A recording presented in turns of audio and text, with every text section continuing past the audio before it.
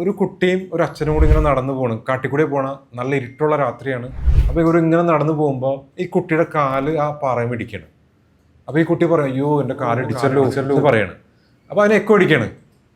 അപ്പോൾ ഈ കുട്ടി ഇതാരെ എന്നെ ഫോളോ ചെയ്യുന്നത്, കുട്ടി ആദ്യമായിട്ടാണ് അങ്ങനെ ഒരു അനുഭവം ഉണ്ടാവണം. ഇതിനെക്കുറിച്ച് ഇതാരെ പറയണം. അപ്പോൾ വീണ്ടും അത് എക്കോ അടിക്കുകയാണ്. അപ്പോൾ ആൾക്ക് ഭയങ്കര ദേഷ്യം വരെയാണ്.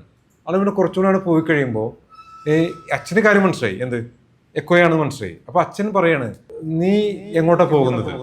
അപ്പോൾ വീണ്ടും എക്കോ അടിക്കുകയാണ്. അപ്പോൾ കുട്ടിക്ക് വീണ്ടും ദേഷ്യം വരെയാണ്.